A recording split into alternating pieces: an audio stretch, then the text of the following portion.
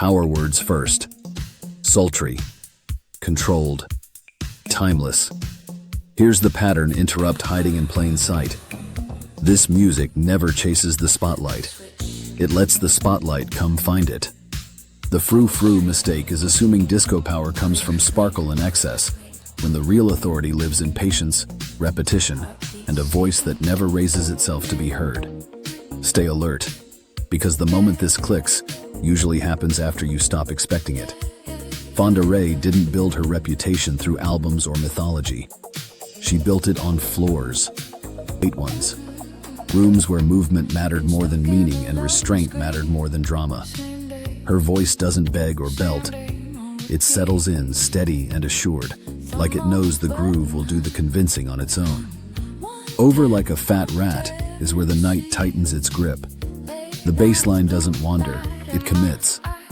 The rhythm locks early and refuses to blink. Vocals slide in cool and conversational, never rushing the beat, never trying to decorate it. This track isn't about payoff, it's about control. The longer it plays, the stronger it feels. That's the trick most people miss. Touch Me, all night long, strips things down even further. Repetition becomes intimacy. The groove barely shifts, but it doesn't need to. Her delivery stays calm, almost hypnotic, turning simplicity into pressure. Nothing here is flashy. Nothing asks permission. It's music that understands how bodies move when they're not being instructed. The confidence is quiet, and that's why it lasts. Then, Living in Ecstasy stretches time. Atmosphere takes the lead. Synths hover instead of stack, and the rhythm pulses like a slow heartbeat you stop noticing until it's gone. Vocals feel embedded rather than featured, part of the texture instead of sitting above it. This isn't ecstasy as explosion. It's ecstasy as suspension. The feeling of staying exactly where you are because moving would ruin it. What ties these tracks together isn't era or genre. It's discipline. Fonda Rae knew that excess ages fast, but precision doesn't. Every sound earns its place. Silence becomes part of the groove.